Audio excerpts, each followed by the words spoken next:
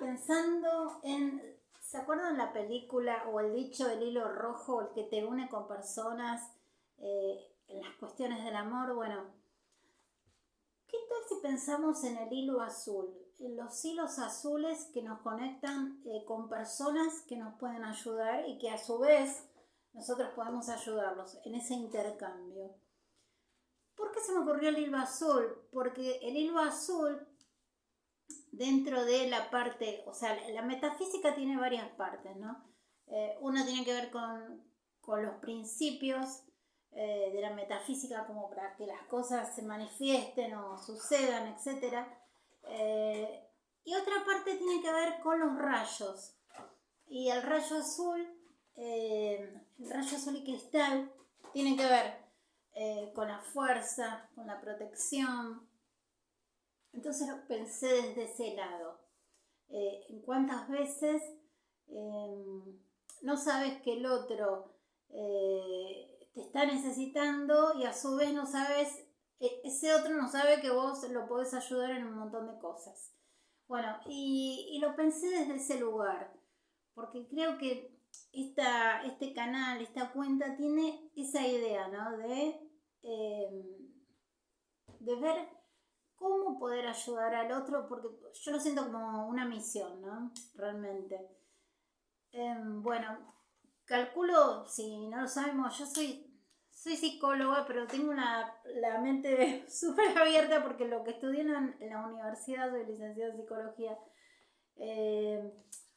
no, o sea, no es que no me alcanzó, yo siempre busqué más. Entonces, mucha parte que tuvo que ver con muchas búsquedas espirituales me fue llevando a determinadas cosas. Por eso hoy te estoy hablando de esto, ¿no? De lo que tiene que ver con el rayo azul y cristal que te da la fuerza, la protección, la ayuda, la fuerza de voluntad, etc. Que el rayo azul está asociado a un arcángel, que sería el arcángel Miguel. Pero lo que no quiero poner todo el énfasis ahí, porque nosotros podemos tener rayos o arcángeles como guías, pero todo el trabajo es nuestro. Todo lo que hagamos es nuestro. El hacer, o sea, no va a suceder de la nada. Hay que hacerse, punto.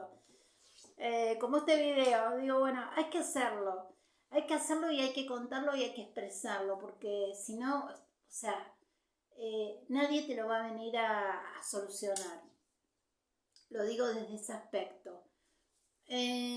Y entonces, hoy en día, que hay muchas como soluciones mágicas, porque yo digo que por ahí, no sé si le dicen la New Age, es como la superstición pero más sofisticada.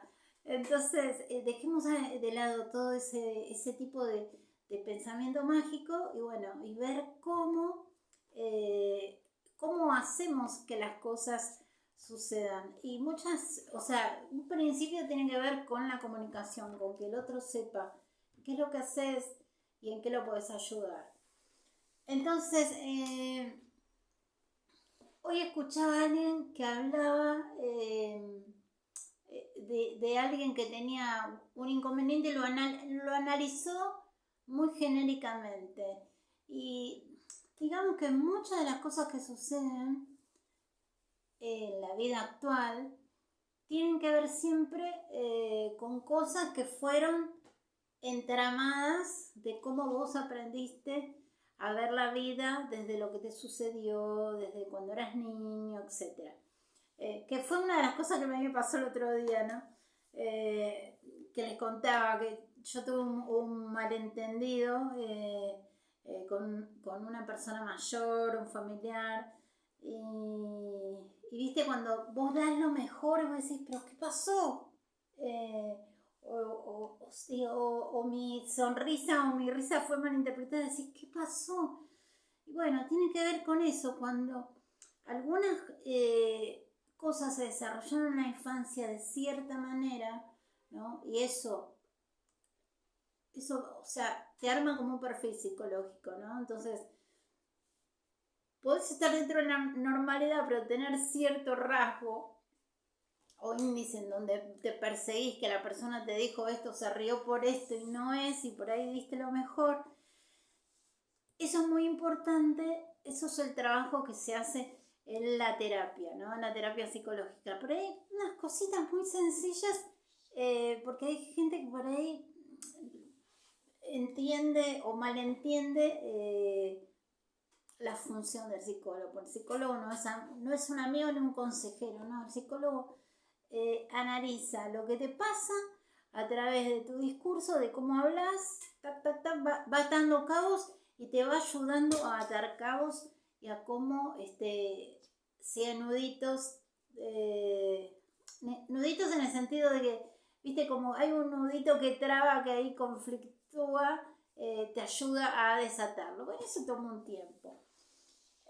Y una de las cosas que yo descubrí para ayudarme en la terapia, porque a mí no me gusta que la gente esté sufriendo, ¿viste? Siempre cuando la persona te llama es porque ya está ahí, tac, ¿viste? O pasado de angustia, o pasado de ansiedad, o, ¿viste? Te necesitas ya. Y más allá de ayudarlo con las mejores herramientas terapéuticas, una cosa que yo descubrí me es muy útil es utilizar unas esencias que se llaman esencias florales de Bach. ¿Por qué Bach? Porque el que las inventó era el doctor Eduard Bach. Entonces solucionan distintos síntomas emocionales. Entonces cuando te parece alguna persona que está sufriendo algún síntoma específico, sea angustia, sea depresión, sea enojos, celos, o sea, de lo que se te ocurra, o alguien que no puede dejar de pensar negativamente, de lo que quieras hay. Entonces, los ayudo también con eso. Y si están a distancia, porque como yo también atiendo online, si están a distancia, la idea es poder analizarlos, escucharlos y decir, bueno, mira, vamos a hacer la fórmula de tus flores de Bach, las podrás pedir en tu farmacia y bueno, o sea, también se lo ayuda con eso, ¿no? Digo, porque hay muchísimas herramientas para utilizar. Y el otro día me quedé pensando, porque me olvidé de titular eso en el video, porque a veces por ahí estoy hablando de tantas cosas que cuando vas a subir el video a YouTube te dice, bueno, título, y por ahí te quedaste con lo último, no al principio, pero el otro día estuve hablando de algo que había sucedido, como tipo un conflicto, ¿no? Y digo, para cambiar la energía, más allá de todo, digo, bueno, vamos a ayudarnos con la música. Y busqué, les había contado, el grupo Hermes, que yo debo tener el CD por acá, pero no me voy ahora a levantarlo a buscar, que es como una banda heavy. Creo que era, o sea, sí, como más rock pesado. No sé si existe todavía, porque ese CD tiene muchísimos años y tenía la Ave María. Entonces lo busco en YouTube, digo, bueno, para cambiarle la onda, porque es instrumental, no está cantada, ¿no? Y después se fueron poniendo solitos los temas, ¿no? Yo les contaba, se puso Puente de Gustavo Cerati, se puso Tu Amor de Charly García con Pedro Aznar de CD Tango 4. Después creo que se puso ese Cargando tu cruz, ese de ¿cómo se llama? De los Enanitos Verdes. Y hasta después, mirá cómo era el hilo de la inteligencia de YouTube, se puso Personal Jesús. Que digo, bueno, ¿era la inteligencia de YouTube o era o sea, los guías o tus ángeles o tu ángel de la guarda que sabe que están necesitando, ¿no es cierto? Para ese momento. Entonces, lo que digo que muchas veces vamos a encontrar mensajes a través de cosas que nos suceden. Por ejemplo, de una canción que aparece en la radio, en la radio o en el YouTube, en donde sea, o de alguna frase que escuchás o un cartel que ves por la calle o justo estás abriendo un libro y justo ves esta frase o en el mismo o en las mismas redes, ¿no? Que vas escuchando y te aparece alguien que dice determinada cosa. Entonces digo, muchas veces son como pequeñas ayudas, como pequeñas puertas para abrir puentes que tienen que ver con algo que te está sucediendo y que te puede dar muchas veces otro punto de vista.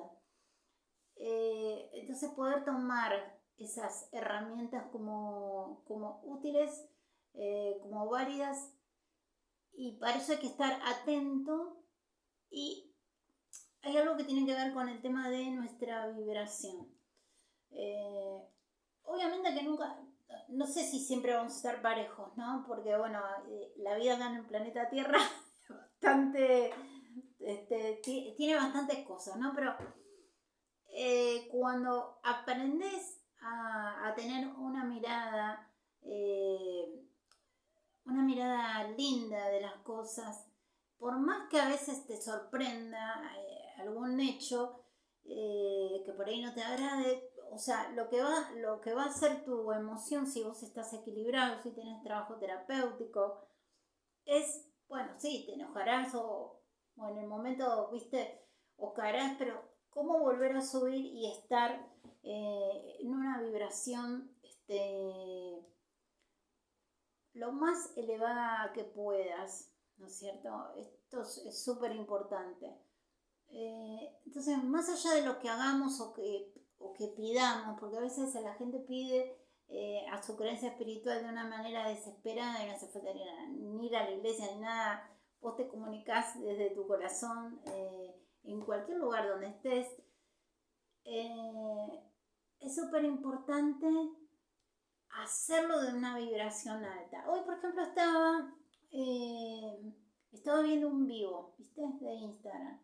Entonces, yo veía que esta persona que tiene llegada, tiene convocatoria, que la gente entraba al vivo y salía, el vivo salía. Entonces, yo le digo, estaría bueno que el vivo se hiciera con la participación de los que te ven o de los que te escuchan, ¿no es cierto? Entonces sí, bueno, dice, pero tendremos que primero hablar antes y chequear porque para que no se mande cualquiera. Siempre este miedo, ¿no? Entonces, a ver, yo digo, ¿no? Si te estás quedando en un vivo es porque te interesa el tema y que le vas a poner una mejor.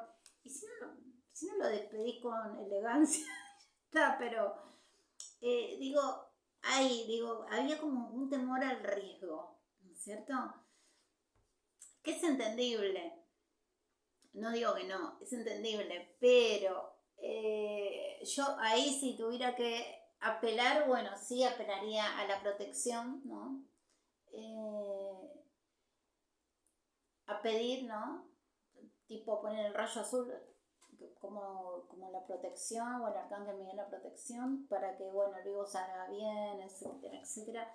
Y poder participar, porque por ahí toda la gente que entró a ver ese vivo salía porque lo único que escuchaba era un monólogo en ese sentido, ¿no? Y siempre con la misma información. Entonces, me parecía muy importante esto, ¿no? De mechar esto. Así que, bueno, más allá de esto, si en algún momento la temática te interesa y querés participar de algún vivo, yo estoy abierta a eso porque me parece que es súper constructivo. Más allá que, bueno, al principio te puede dar, uy, que no sé qué, pero después es una charla más, nada más que está saliendo al aire y siempre está tu aporte y el aporte de la otra persona. Así que bueno, básicamente creo que esto es lo que tenía hoy para contarles.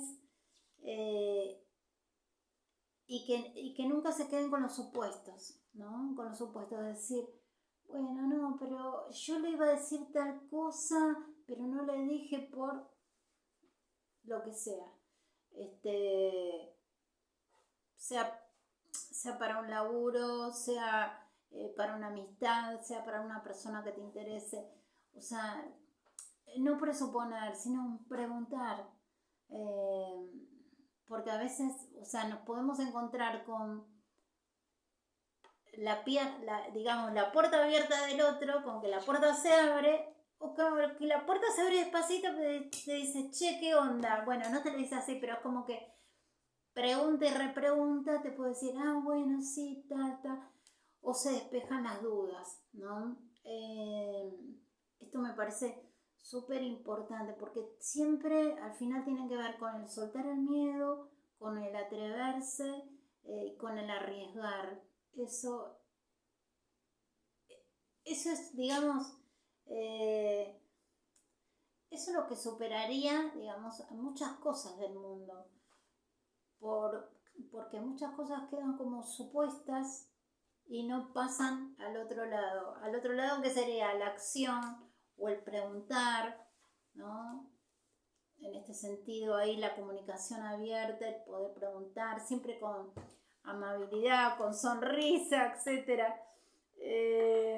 Me parece muy constructivo todo eso, ¿no? No quedarnos en los supuestos y, y el tema siempre de cuando, o sea, porque los supuestos también, o sea, no obras por omisión porque no preguntaste, por ejemplo, ¿no? Y bueno, después está el otro tema que tiene que ver también las conversaciones, los malos entendidos. Siempre poder aclarar, siempre la amabilidad. O sea, recuerdo ahora un concepto de un libro que se llama Lenguaje no verbal de Flora Davis, que habla que la comunicación tiene 3 partes. La comunicación está formada por las palabras que decimos, por nuestro tono de voz y por nuestro lenguaje gestual. Bueno, yo voy a poner ahí, estoy moviendo las manos. Acá, por ejemplo, me puedo quedar de brazos cruzados, me puedo parar, etc. Me puedo sentar bien en la silla, como ahora estoy sentada con una pierna flexionada, o vieron a gente que va a alguna entrevista y se sienta en la punta de la silla, que en realidad está más para salir corriendo que para quedarse ahí plantado. Que esto es muy importante en una entrevista de trabajo, que te puedas sentar bien, ocupar la silla. Entonces, si vos tuvieras que adivinar, bueno, ¿qué porcentaje de influencia tiene una conversación? Las palabras, el tono de voz y el lenguaje gestual. ¿Qué me decís? Bueno, la mayoría piensa que las palabras tienen un gran porcentaje de influencia en una conversación. Y no es tan así, porque viste que hay veces que vos decís, no, pero yo le dije tal cosa, pero el tema es cómo se lo dijiste, en qué tono, si fuiste amable, si lo dijiste con una sonrisa, si se lo dijiste gritando, ahí te cambia el tono cambia un montón, el tono tiene una influencia del 38% en una comunicación. Y vos fíjate que los tonos, creo yo, tienen que ver mucho con el tema emocional, de cómo estás en ese momento o con qué expectativas estás en una conversación, y donde la emoción se juega con los involucrados, ¿no? Si está todo bien, si tuviste problemas, si vas a pedir algo, si te van a pedir algo, si estás como abierto hacia la luz y al amor y está todo bien. Bueno, entonces el tono tiene un 38% de influencia. Ok. Después tenemos las palabras y los gestos. Bueno, el lenguaje gestual, el lenguaje gestual tiene que ver con todo lo que yo hago con mi cara, con mis manos, si me paro, si esto, si el otro, si me inclino, si me tiro para atrás. Bueno, todo el lenguaje gestual tiene un 55% de importancia en la comunicación. 55%. Y las palabras que todo el mundo dice, bueno, las palabras es lo más importante, las palabras solo tienen un 7% de influencia en la comunicación. Entonces, digo, esto es como muy importante, ¿no? Muy central en ese sentido. ¿Cuántas veces alguien dijo, no, porque yo le dije, pero listo, pero el tema es cómo lo dijiste, en qué tono, con qué postura, porque habla un montón eso. Y esto, por ejemplo, suponete en el sentido de, vas a buscar un laburo o vas a vender algo o vas a ofrecer tus servicios o vas a hablar simplemente con alguien que te interesa. Eso es muy importante. Eso es súper, súper importante. Por eso me parece, mira por dónde va la tangente, ¿no? Me parece central en la educación cuando los padres tienen el ejercicio de la autoridad, pero la autoridad bien puesta, ¿no? De que le pueden poner límites a sus hijos, que le pueden decir que no, sin ningún problema, sin ninguna culpa, explicando, etcétera, ¿no? Porque a veces cuando, viste, no sé, vas a un restaurante y empiezan, viste que hay por ahí los chicos que le dejan hacer cualquier cosa, le ponen un límite, o vas en un transporte público, bueno, esos chiquitos después tienen problemas de todos lados porque no se pueden adaptar a reglas, entonces van al colegio y como nunca le pusieron un límite en la casa, no sabe cómo adaptarse. Y después, o sea, digamos, al límite del maestro, pero siente como agresión porque nunca lo tuvo. Entonces, si no lo incorporó, no lo puede después incorporar en su vida adulta, ni cuando se desarrolle en su labor. Entonces, eso es muy importante. Y hablando de límites, bueno, mira por dónde salimos. Hay una flor de Bach que sirve para poner límites, porque hay gente que no puede decir que no, aunque lo desee, porque se siente culpable o por esto, por el otro. Bueno, hay una flor de Bach que sirve para poner límites y decir que no y sin culpas. O sea, hasta para eso hay. Entonces, los caminos terapéuticos son tantos.